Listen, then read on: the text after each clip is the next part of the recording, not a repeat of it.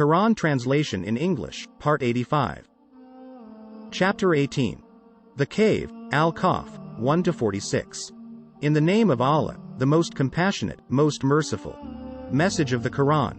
All praise is for Allah who has revealed the book to his servant, allowing no crookedness in it, making it perfectly upright, to warn the disbelievers of a severe torment from him. To give good news to the believers, who do good, that they will have a fine reward, in which they will remain forever.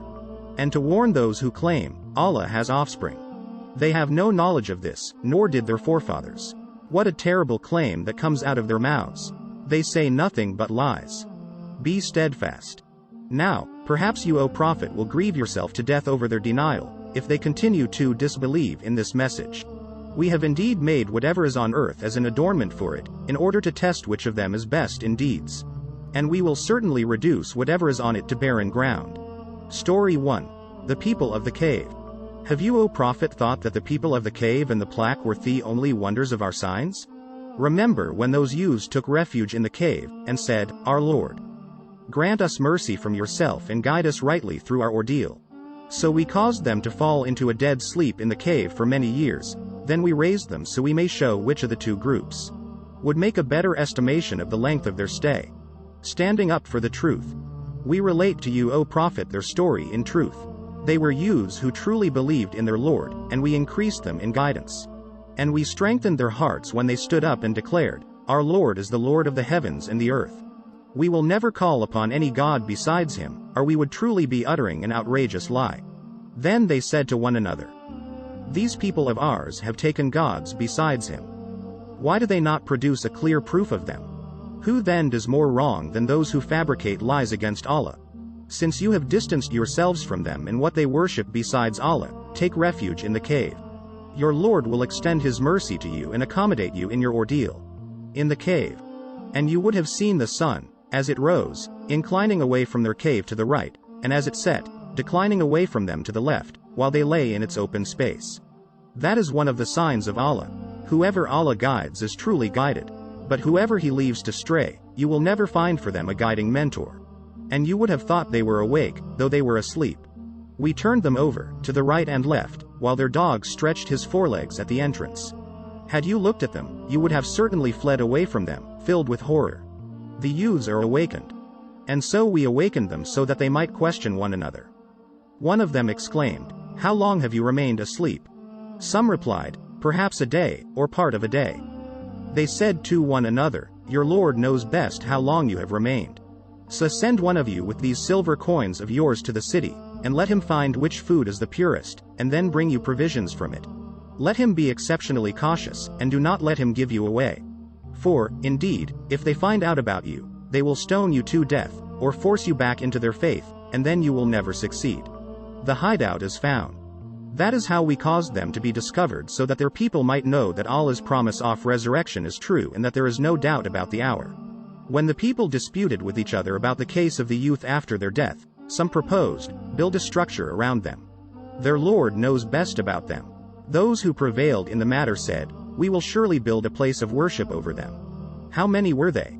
Some will say, They were 3, their dog was the 4th, while others will say, They were 5, their dog was the 6th, only guessing blindly. And others will say, They were 7 and their dog was the 8th. Say, O Prophet, my Lord knows best their exact number. Only a few people know as well. So do not argue about them except with sure knowledge, nor consult any of those who debate about them. Say, Allah willing. And never say of anything, I will definitely do this tomorrow, without adding, if Allah so wills.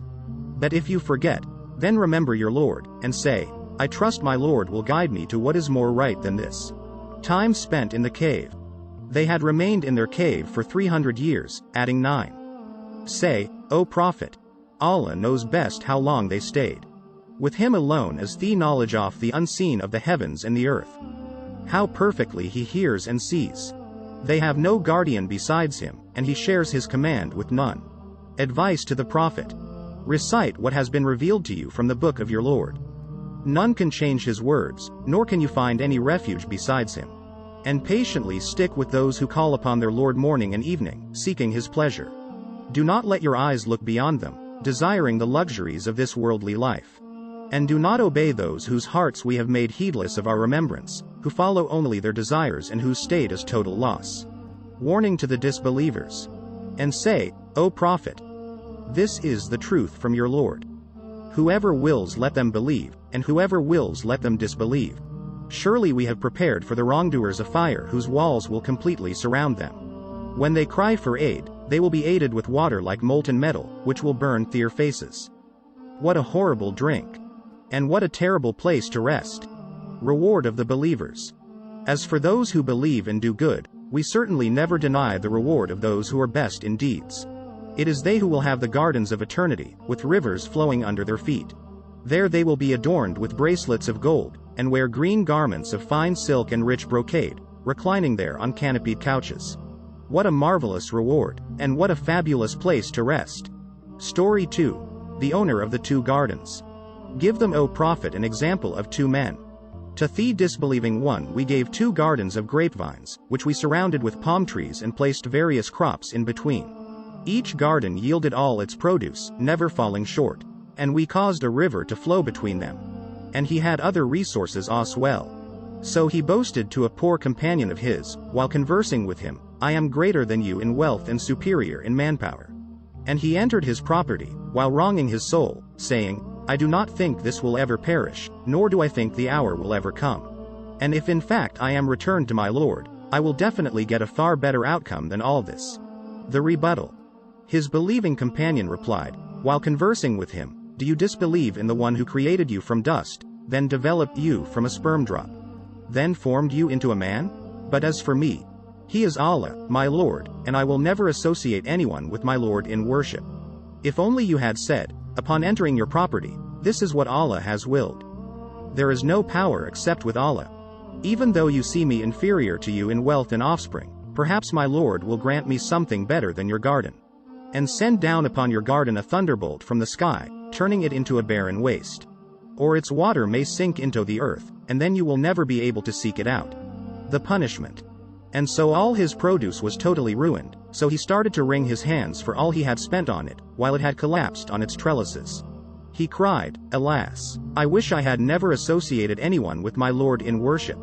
And he had no manpower to help him against Allah, nor could he even help himself.